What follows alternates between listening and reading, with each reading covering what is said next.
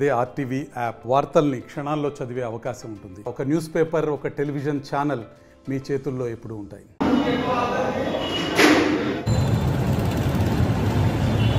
రానున్నటువంటి 31వ తేదీ మా ఎమ్మెగనూరు నియోజకవర్గంలో జాతీయ పార్టీ అధ్యక్షులు నారా చంద్రబాబు నాయుడు గారు ఎమ్మెగనూరుకు రాబోతున్నారు. దాని సందర్భంగా ఈరోజు మా ఎంపీ అభ్యర్థి అయినటువంటి పంచలింగాల నాగరాజు గారు ఒక కురవ సామాజిక వర్గానికి చెందినటువంటి వ్యక్తికి ఈరోజు ఎంపీగా ఇవ్వడం అనేది ఒక చరిత్ర. ఎందుకంటే బీసీలు అంటేనే తెలుగుదేశం పార్టీ, తెలుగుదేశం అంటే బీసీలు అనే విధంగా 1983 నందమూరి తారక రామారావు గారు పార్టీ స్థాపించిన రోజు నుంచి కూడా తెలుగుదేశం పార్టీ పెద్ద పీట వేయడం, ముఖ్యంగా ఏదైతే కొత్త వారికి విద్యావంతులకు, బడుగు బలహీన వర్గాలకు, ఎస్సీ ఎస్టీ మైనారిటీలకు పెద్ద పీట వేసిన ఘనత తెలుగుదేశం పార్టీకి దక్కింది.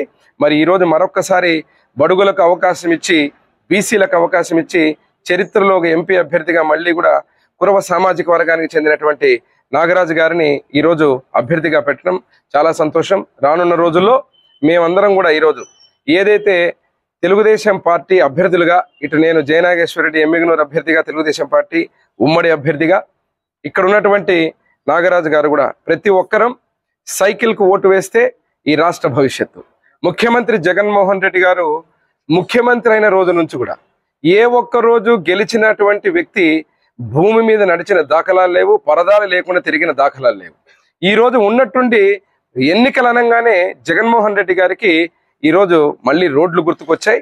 ఆ రోడ్లలో మళ్ళీ ఈరోజు బస్సు యాత్ర అని చెప్పి మొదలు పెట్టడం చాలా హాస్యాస్పదంగా ఉంది. ఎందుకంటే దాదాపు పరదాల చాటును తిరిగినటువంటి ముఖ్యమంత్రి ఆఖరికి ప్రధానమంత్రితో జాతీయ స్థాయిలో మీటింగ్ జరిగితే కూడా ఏ ఒక్క పాత్రికేయ మిత్రులకి ప్రెస్ మీట్ పెట్టి చెప్పనటువంటి అంశాలు కూడా ఈ రోజు మళ్ళీ ప్రజలకు ఏం చెప్తాడని చెప్పి మేము అడుగుతున్నాం.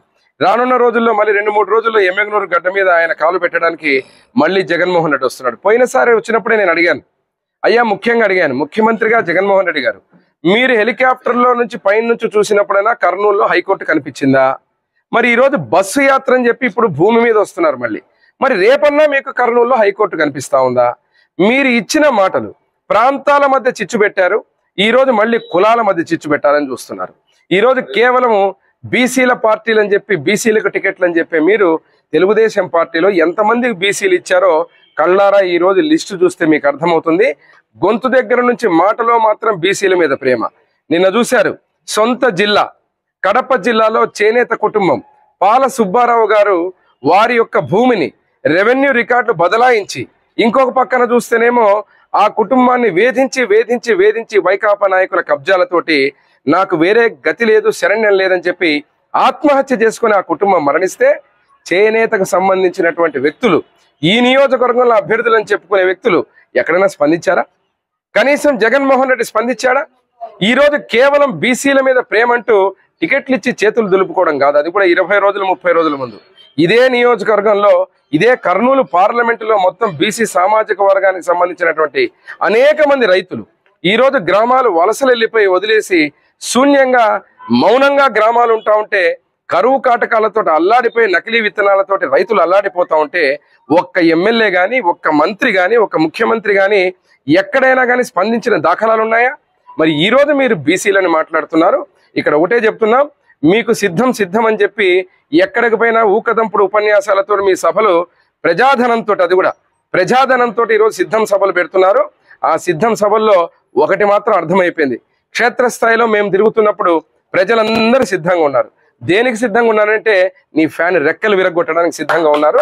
రానున్న రోజుల్లో ఇటు ఎంపీ కానీ, ఎమ్మెల్యేగా, శాసనసభ్యుడిగా ఎమ్మెగనూరు నుంచి నాకు కానీ చంద్రబాబు గారు, లోకేష్ బాబు గారు, పవన్ కళ్యాణ్ గారు, మోడీ గారి నాయకత్వంలో మా అందరూ కూడా ఉమ్మడి అభ్యర్థులుగా ప్రజలందరూ ఆశీర్వదిస్తారని ఆశిస్తూ రానున్నటువంటి 31వ తేదీ ఎమ్మెగనూరు నియోజకవర్గంలో మా అధినాయకుడు కాలు పెట్టేటువంటి కార్యక్రమాన్ని ప్రజలందరూ కూడా, ప్రతి ఒక్కరు, యువత కానీ, మహిళలు కానీ, రైతులు కానీ, ప్రతి ఒక్క సామాజిక బడుగు బలహీన వర్గ ఎస్సీ ఎస్టీ మైనారిటీలు అందరూ కూడా పెద్ద ఎత్తున విజయవంతం చేయాలని చెప్పి ఆశిస్తూ సెలవు తీసుకుంటున్నాను.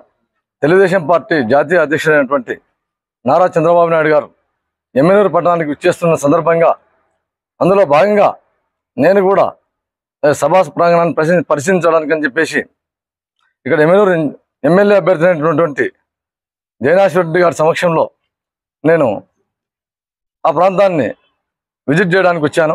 అందులో భాగంగా నేను ముఖ్యంగా చెప్పేదంటే ఎమ్మెల్యేరు పట్టణ ప్రజలకంతా వాస్తవంగా తెలుగుదేశం పార్టీ పుట్టిందే బీసీ బడుగు బలిగిన వర్గాల కోసం పుట్టిన పార్టీ అది. అందులో భాగంగా మంచి ఉదాహరణ ఏమంటే నేనే. ఎందుకంటే ఒక బీసీ కులాల్లో ఉన్నటువంటి ఉపకులాల్లో కురబ కులానికి ఇంతవరకు చట్టసభల్లో ఎవరు కూడా స్థానం కల్పించలేదు. స్వాతంత్రం వచ్చే 70 ఏళ్ళు దాదాపు అయినా కూడా ఒక్కసారి కేవీ నరసప్ప గారికి ఇచ్చారు గతంలో 40 ఏళ్ల క్రితం. అప్పటి నుంచి ఇప్పటి వరకు గణనీయమైన జనాభా ఉన్నారు కూడా కర్నూలు పార్లమెంట్లో. ఈ రోజు వరకు ఏ పార్టీ కూడా మమ్మల్ని గుర్తించలేదు. అయినా కానీ తెలుగుదేశం పార్టీ ఆ రోజు ఇచ్చిన తెలుగుదేశం పార్టీ ఈ రోజు కూడా కర్నూలు పార్లమెంటు స్థానాన్ని, అతిపెద్ద స్థానాన్ని, కర్నూలు లోక్సభ స్థానాన్ని కురబలకు కేటాయించి తెలుగుదేశం పార్టీ బీసీల పార్టీ అని చెప్పేసి నిరూపించుకున్నది. అందులో భాగంగా బీసీలలో ప్రతి ఒక్కరూ ఏకమై తెలుగుదేశం పార్టీని విజయ తీరాలకు చేర్చడానికి ప్రతి ఒక్కరు కంకణం కట్టుకొని పనిచేయాలని చెప్పేసి నేను నినదిస్తున్నాను. అంతేకాకుండా బీసీలకు న్యాయం జరగాలని చెప్పేసి బీసీ డిక్లరేషన్ అనేది మనకు సపరేట్గా సార్ నాగార్జున యూనివర్సిటీ సాక్షిగా ఒక పెద్ద డిక్లరేషనే ప్రకటించారు. ఎందుకంటే మేధామదనం చేస్తారు. గణనీయమైన జనాభా ఉంది బీసీలో. వీళ్ళకు రక్షణ చట్టం తేవాలా, ఒకటి కాదు కార్పొరేషన్లు అయితేనే ప్రతి ఒక్కటి ఒక డిక్లరేషన్ మనకు సపరేట్గా ఒక ప్లాన్ ఇచ్చారు మనకు. అవి అమలు పరచడానికి కూడా మా వంతు శక్తివంచన లేకుండా కృషి చేస్తామని చెప్పేసి అందులో భాగంగా. ఎందుకంటే ఈ జగన్మోహన్ రెడ్డి పరిపాలనలో బీసీలకు ఎంత అరాచకాలు జరిగి ఎంత అనగారిని ఎంతమందిని పట్టణ పెట్టుకున్నాడో మనందరికి తెలిసిన విషయమే. అందులో భాగంగా ఈ విధ్వంసకర పరిపాలనను విచ్ఛిన్నం చేయడానికి, మనం ఇంటికి సాగనంపడానికి మనమంతా శక్తివంతం లేకుండా మనం కృషి చేసి తెలుగుదేశం పార్టీని ఎట్టి పరిస్థితుల్లో అఖండ మెజార్టీతో ఇక్కడ ఎమ్మెల్యేరు పట్టణానికి ఎమ్మెల్యే అయినటువంటి శాసనసభ్యుడు అయినటువంటి జగన్నాథ్ సార్ గారిని, ఎంపీ అభ్యర్థి అయినటువంటి పంచలింగాల నాగరాజు గారిని అఖండ మెజార్టీతో గెలిపించగలరని చెప్పేసి ఈ ఎమ్మెల్యేరు పట్టణ ప్రజలకు నేను మరిన్ని వీడియోస్ కోసం ఛానల్ ని సబ్స్క్రైబ్ చేయండి. లేటెస్ట్ అప్డేట్స్ కోసం వాట్సాప్ ఛానల్ ని ఫాలో చేయండి. అండ్ లింక్ డిస్క్రిప్షన్ లో ఉంది.